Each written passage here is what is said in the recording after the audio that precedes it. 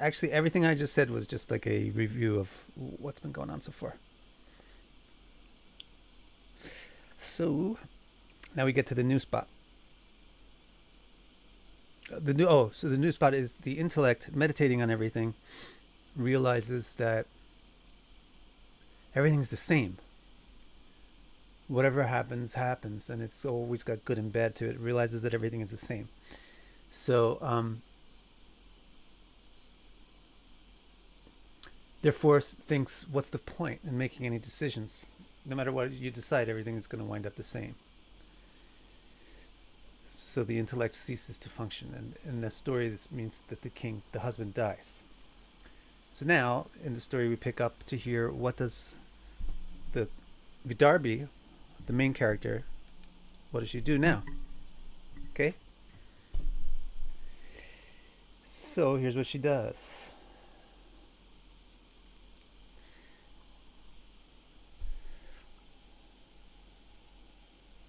Vidarbhi, actually, it's more than that about the intellect.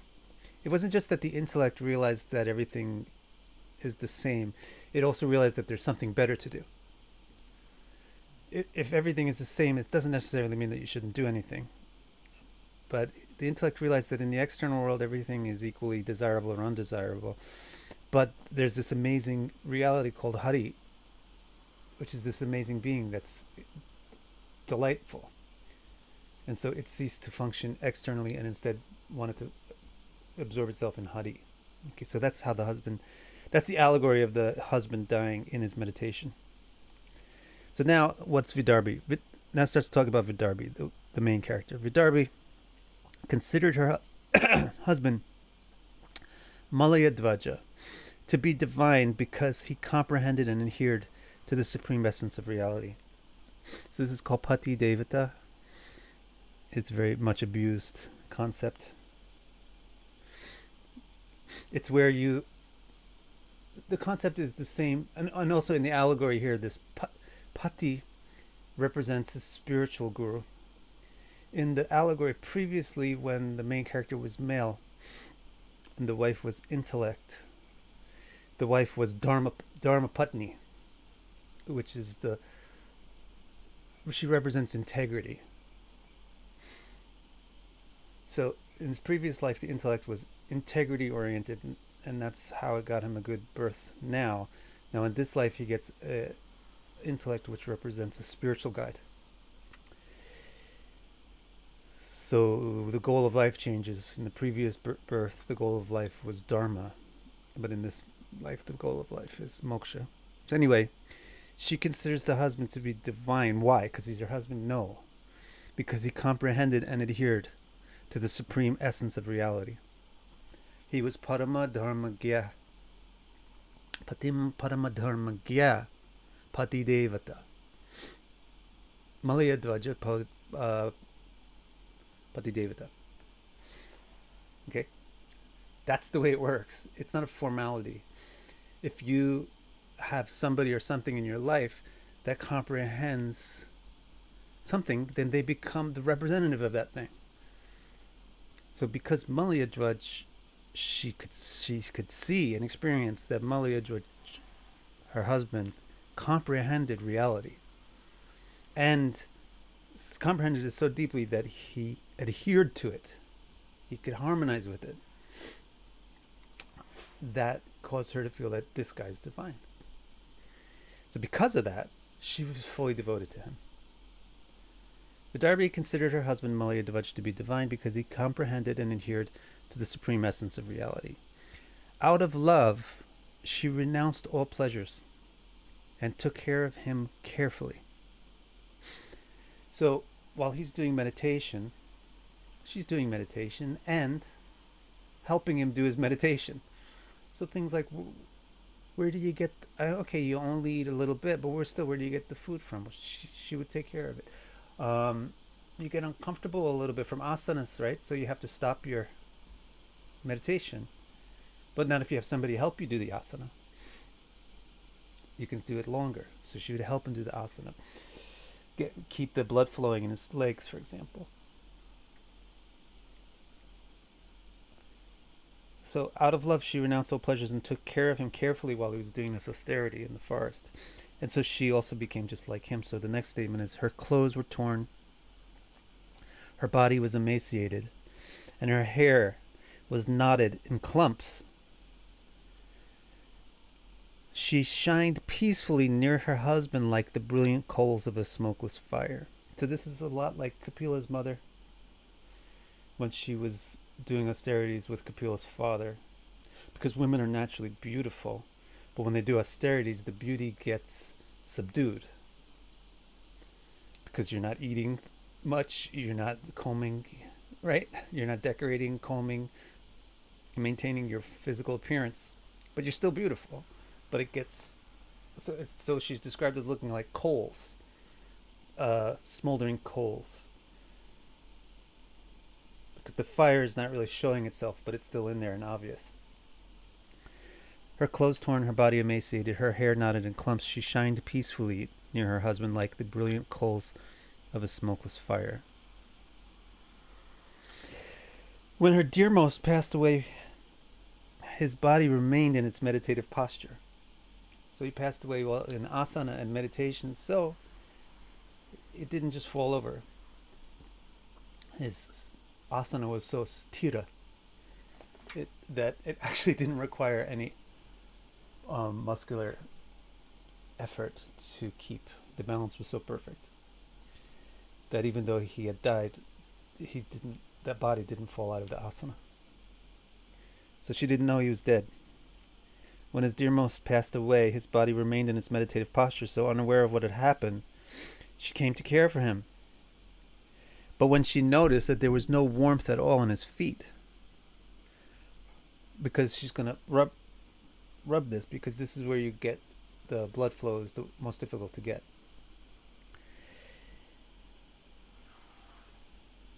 When she noticed that there was no warmth at all in her feet, her heart despaired like a doe whose mate is lost. Without a partner, she wept for her poor self. Tears of hopelessness drenched her breasts as she broke into a howling sob that echoed through the trees. Any questions so far here? Yes, synchronize with the universe. My recommendation is victorcara.com/books. Yes, Bardo, exactly. All right, so let's continue on with this. So he died. She didn't even know that he died because his life was so unexternal in the first place that he would spend all day sitting in the asana and meditating. And after he died, he remained in the asana, so she just thought everything was normal. And she goes up to massage his legs, and she realizes they're completely cold. And then she realizes that he's dead. And then she starts to cry, and then her cry breaks into a howl. And remember, she's in the mountain forest, so it's super lonely. She's only there with this guy, and this guy is gone now. She's completely by herself. So she says, "Wake up, O sage of kings, wake up. The world surrounded by water," which means this continent, "is terrified of villains and warriors. You must protect her." So she's trying to arouse his chivalry. It's interesting because even though it was a long time ago that he was involved in actively being a king, she responds to something that might bring the fire of life back, which is the passion to do something that he was inclined to do. But of course he was just dead, completely dead. So he didn't wake up.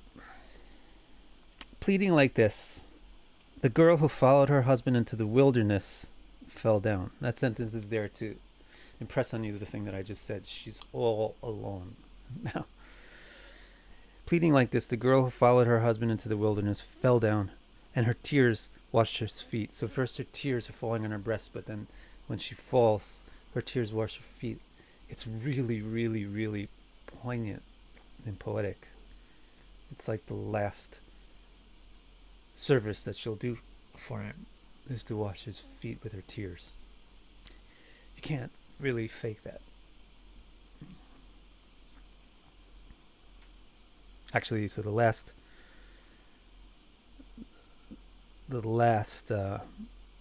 thing that she's going to do.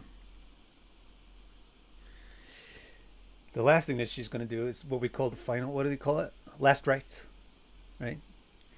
So finally, eventually, she pulls herself together, and she does the last thing she has to do for him, which is the funeral. So eventually, she collected wood and gathered it into a pyre and placed her husband's body atop it. So some things about this are a little bit interesting, because for most women it's pretty difficult to pick up a man. But Vidarbhi, who herself is emaciated, could manage it. So there's two interesting things about this. Is when you have to do something, you do it. But the other thing is this guy was not heavy. This guy was just skin and bones, because of going so many years, right? It actually said thousands of years, going so many years of eating just flowers and stuff like that. So eventually she collected wood, gathered it into a pyre, and placed her husband's body atop it. Yeah.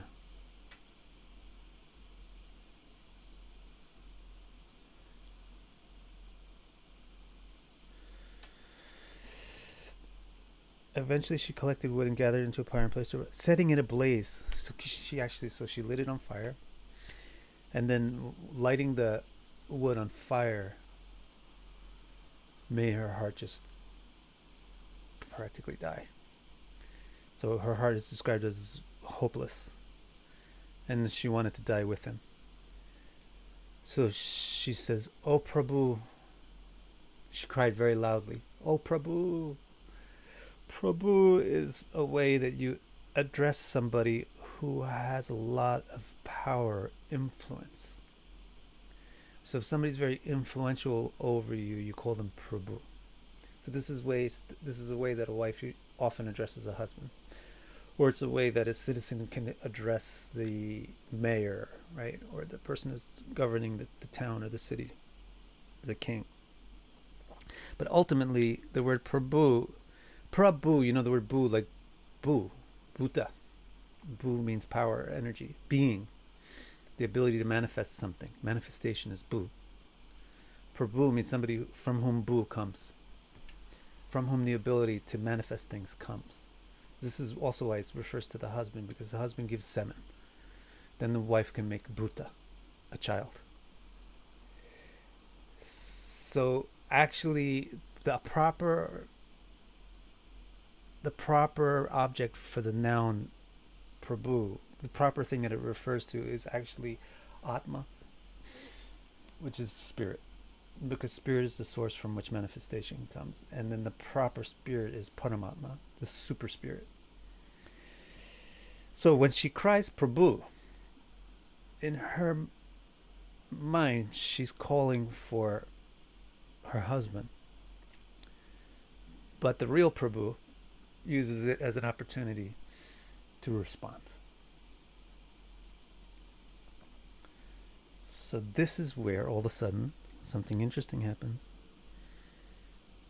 And I think here I'll start to share the Sanskrit with you.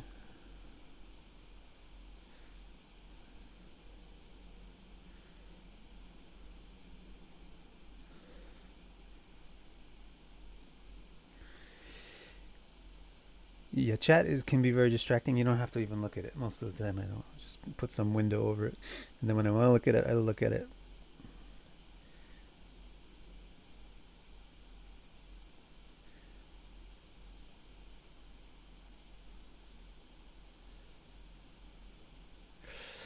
So here's this. Tatra purvatara kashchit sakha brahmana atmavan. This is so mysteriously worded, amazingly worded. Santvayang Valguna Samya Tam Aha Rudantim Prabhu. So while she cried Prabhu, then suddenly somebody appeared. someone who's described as a brahmana or a very philosophical or teacher type of person.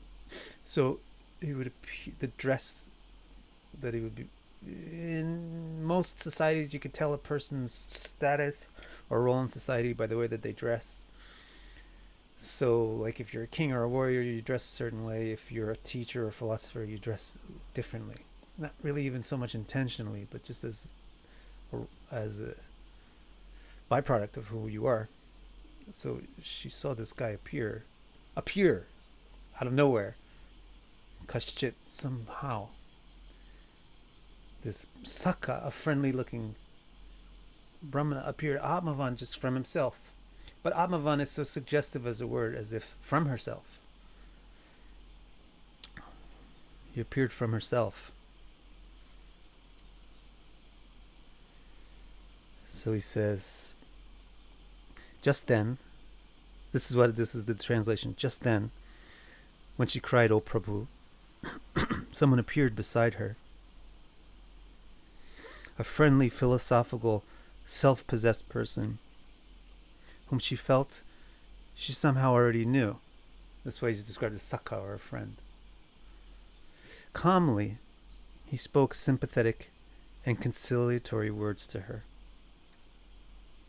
If this is a movie, this would be great, because if this is a movie, you have a big funeral pyre burning in the background while this is happening. So what does he say? Brahmana uvacha. He says, Katvam kashyasi kovayam. Shayano yasya shochasi. Janasi kim sakayam mam ninagre vichichartaha. This is really very, very wonderful. Interesting. So what does he say first? Anybody want to try to guess a translation of Katwam? Katwam. What do you think Katwam means?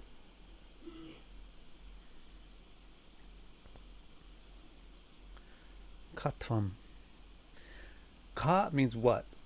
Or it's just a question word. So what do you think twa means? Twam. It's this. If you speak Spanish or any of the Latin languages, you got a word tu.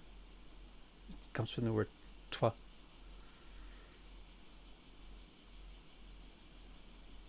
Yeah.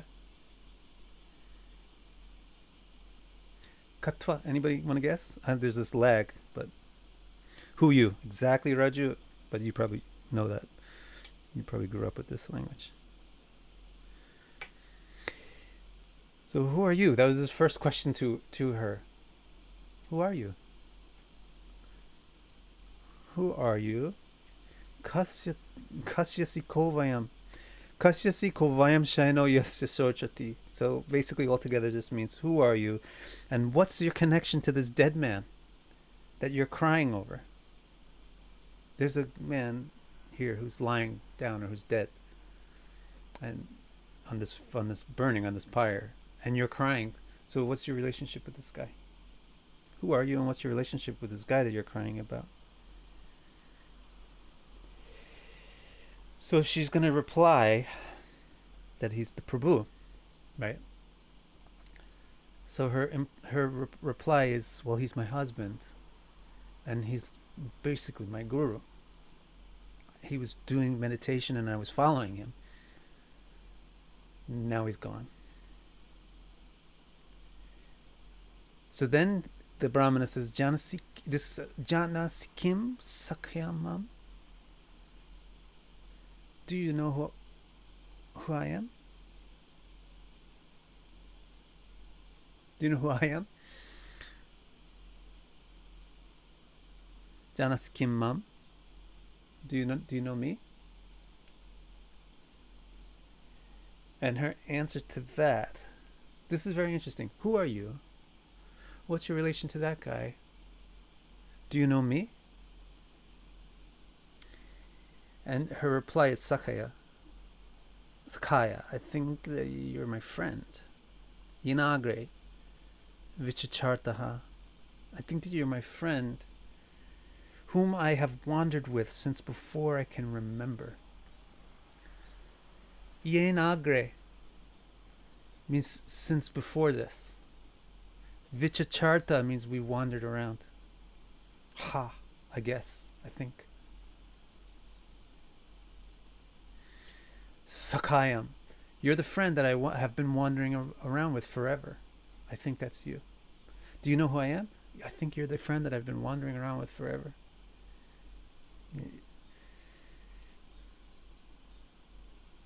Pretty amazing.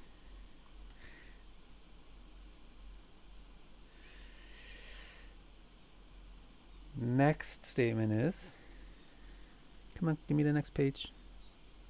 You can do it, Mr. Internet. Well, I might as well check.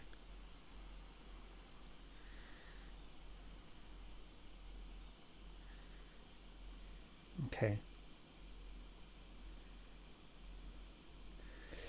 Now he asks, Api smanasi chatmanam avigyata sakam sake hitva mam padam anvichan bhoma bogarato gata. So now he asks her, he reminds her, I'm sorry, but that's what the word api means. I'm sorry, but you didn't answer my first question. My first question is, who are you? You told me that this guy is your Prabhu, and you told me that I'm your friend. But you didn't answer the question of who are you? Perhaps you slightly remember yourself. If you know that I'm your friend, then you must know who you are, because you must know that you're my friend. Perhaps you slightly remember that you're my friend if you slightly remember that I'm your friend. Api smarsi chatmanam avigyata sakam sake.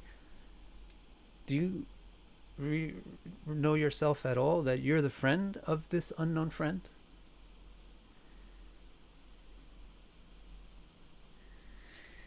She says she's exhausted, so she says, I can't remember anything.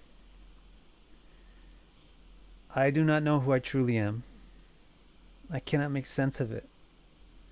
So please explain. Help me make sense of my shattered memory. So the soul has shattered memory. It has memory, bits and pieces of memory, but it has post-traumatic stress disorder, and it has all those things that we identify in psychology as the ways that the intellect refuses to deal with memory, which interrupts the way that it wants to operate. It doesn't process memory, and so it has fragmented memory, and it has bits of amnesia in between these fragments, and so it doesn't really understand itself. The soul doesn't really understand its history, but it has fragmental cognition of who and what it is. So here, this person who suddenly appeared from her is saying, do you know who you are? Do you know who I am? She says, well, I think you're my friend. I feel like you're my friend, and we've been together for a long time. So he says, well, then maybe you understand who you are. And she says, but I don't. I just barely have an idea. You help me. You explain it. So he... Is this the end? No, there's more. So he... this is what's going to happen next in the story, is he's going to explain to her her memory, which means, as far as... Remember, this is a story that Narada is telling King Prachinibari. So what this unknown friend, this Brahmana, is going to do now is explain the story. So you're going to get... The explanation of the allegory is going to come from this Brahmana now. But there's some things now that he's going to reveal first, which are from before the story started, which is very interesting. So it's even here in the second half of this verse, hitva mam padam anvichan bhauma bhogaratogata. So this means that she did not have interest in the friend. Hitva mam. Some people think hitva means something that you give up.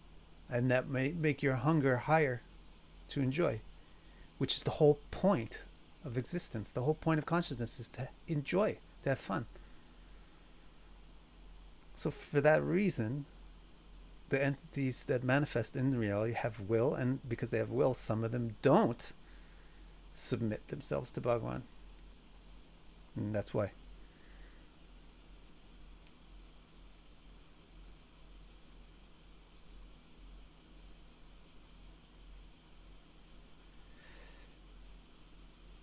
Hi, Irene. Thank you for not harassing today. All right. So this is really interesting. This next thing is really great. So he's going to now, the Brahmana is now going to give an explanation, because the way that he's framing the explanation is, you didn't have any interest in me, so you went to this externally manifested thing. He's going to now explain how the two of them have been together forever. Have they been friends forever? Since even... Now, forever is not a concept that exists on a timeline where there's minute A, minute B, minute C, minute D, and then all the minutes together are taken as forever. Forever is... A, B, C, D is not consequential. So, you know what I mean? The forever is not a long span of time. Forever is... Time is not imposing. So it's not really that before this happened, before she came to the external world, she was in a different place. It's not like that. There's no before. This is why it's called anadi. Anadi literally means there is no before.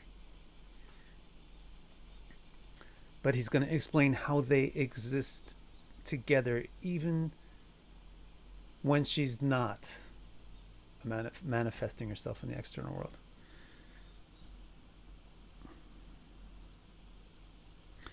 So he says, Hang Sao.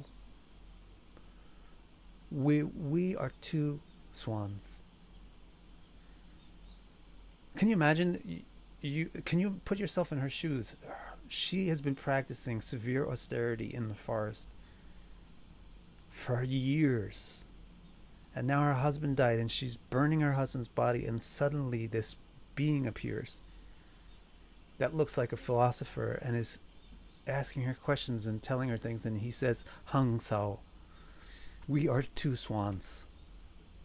Actually what he says is Hang Sao Aham Chatvam. You and I are two swans.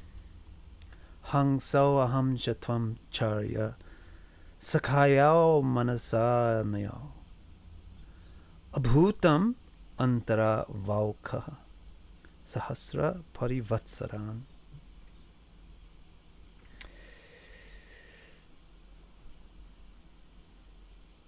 Oh noble, and so he calls her Arya, which means that she's noble. You and I, oh noble one. So what does noble mean? Noble means your birth is good, right? Your origin is high. So what he's saying is your origin is high. Let's talk about the origin. The origin is that you and me are the same. I'm a swan and you're a swan. So he says, you and I, O noble one, are two swans, two friends. We're like a swan couple. We lived out in nature without manifesting any nest for thousands of years. It's so cool. So, the footnote on this. Yes, I think it was Alf. Yes, this is Paramatma. The friend is Paramatma. The root form of the self. Both the soul and the super soul, so super soul means Paramatma, both the soul and super soul are equally glorious and of exactly the same nature. He didn't say You're a swan and I'm a swan, but I'm a nice white swan and you're an ugly black swan. Or I'm a swan and you're a swan, but I'm huge and you're tiny. He just said you're a swan and I'm a swan. And you're noble. Because he's highlighting that your actual inherent nature is the same as mine. Both the soul and the super soul are equally glorious and of exactly the same nature. They do not need to manifest a city, a nest. They do not need to manifest a city or a home to live in. They're self-manifesting. There is no need to manifest a body. They inherently have their own form through which they can interact. So they didn't need to build a nest. But since the soul is unaware of the super soul, its passion is attracted instead towards the external powers of divinity. That's Bhuta Bhoga Rata. To interact with this external power, the soul needs that power to provide it with a home or a city to inhabit. So remember, this whole story begins with there's a guy who's looking for a home, looking for a place to live. He's wandering the earth looking for a place to live. So what the friend is saying is, before you were this guy looking for a place to live, you were a swan who lived on this lake in nature, in your own nature. You didn't need a home. And you lived with me. That's where I live. So then the next thing that he says,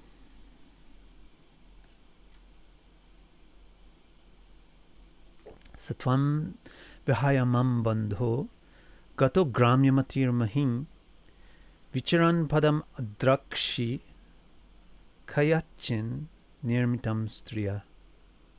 My friend, that swan, you, was unaware of this swan, me. Vihaya, Satvam, that you, was Vihaya Mam, was unaware of me, your friend Bandhu.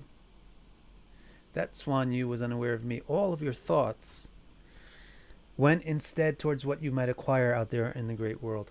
Gramya Matir, Mahim, out there in the great world that's manifest. Mahim, that's what the universe is called, Mahim, the great manifestation. Out there in this great world, Gramya, gra, means to take. Gramya Mati means to have a mentality that you want to accumulate things.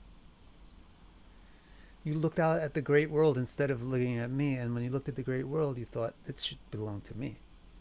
Because you're not looking at me, you don't know who it belongs to. My friend, that swan, you, was unaware of me. All of your thoughts went instead towards what you might acquire out there in the great world, and so there you wandered, wanting to see whatever it could give birth to. Vicharan padam ad. So because all of your thoughts went there, that's where vicharan, that's where you went.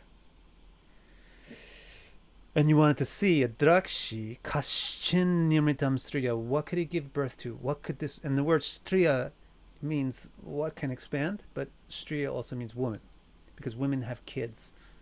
Because women have babies, they're called striya. They produce children, so they expand things. They expand the population, they make a family grow. So they are striya. So the world itself is also striya, because it expands from the power of the soul. It expands. Mm-hmm. So there's a little bit of meaning in here. This could be translated to, you wandered there experiencing what the woman would create. The same words, vicharan padam adrakshi kasyachin nirmitam striya, could be translated as you went there because you wanted to see what this woman, who the mahim, the great manifested power, what she would create, what she would give birth to. So who is this woman? The woman refers to two things. The intellect, which is the intellect which is devoted to seeing the world, or more precisely to Prakriti herself, the goddess of manifestation. So in other words, you want to see what would this goddess, Prakriti, the external power of God, what would it manifest? The manifesting power of God. Women manifest. They bring forth something. The male has a hidden power. It puts it in a woman, and then the woman manifests it. So the manifesting power is feminine and goddess. The manifesting investor of the power is male God. And the Brahman is telling the Vidarbhi, you were interested to see what she would give birth to. So you went out there. It also indicated that the swan leaving the lake has a masculine attitude. That's also why she's described as a woman. Because typically the male gets attracted to a feminine thing. So if the soul gets attracted to the super soul, then it's getting attracted to a masculine thing. But if the soul gets attracted to the external world, then it gets attracted to a feminine thing. So if the soul attracted to the external world takes a male attitude, the soul attracted to the internal thing takes a female attitude.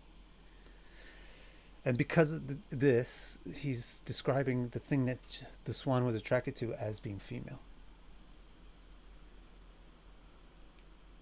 So what does it mean, masculine attitude? It means to feel adventurous, to feel independent, to not care about relationships. That's a masculine trait. So, for example, she was leaving this friend. She didn't care. Maybe there's a friend in this lake. She didn't care about who's in the lake with her. She's going to leave. So that's a masculine thing. Seeking treasure, seeking pleasure, conquering things, going to a new land is a very masculine thing. Staying in home is a feminine thing. Going out is a masculine thing.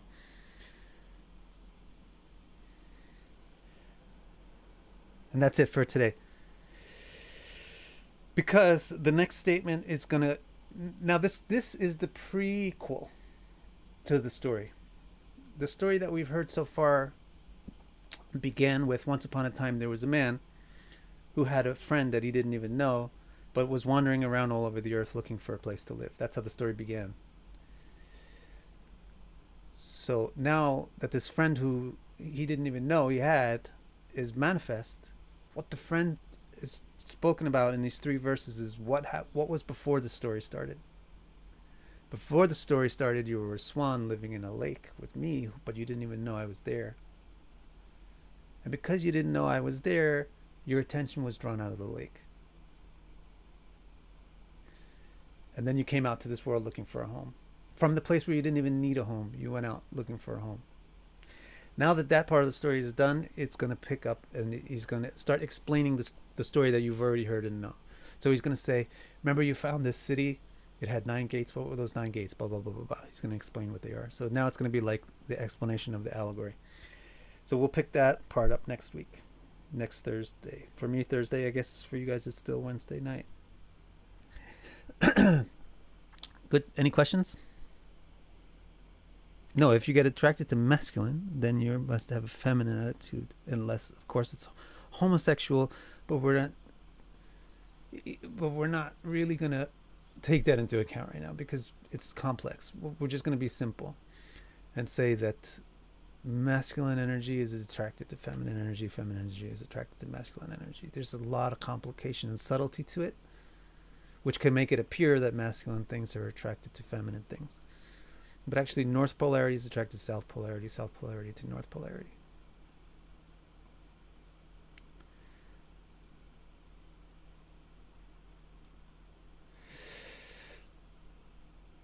Any else? You shouldn't eat animals, it's terrible. Alright guys, that's it. What you can do is... Wait, here's a question from Bardo. Can we say the tangible world exists only for the reason that source consciousness friend wants to get reflected and see itself through the eyes of the infinite number of results? Not really. It's more like it's a cooperative thing. The external reality works because the soul glances there. The external reality exists because the consciousness which glances in that direction. Wherever the consciousness glances, that exists. And it's facilitated by the power of the super consciousness, but it's required by the attention of the subconsciousness. So in other words, yes, the external reality exists because there's conscious entities who are not aware of Bhagavan.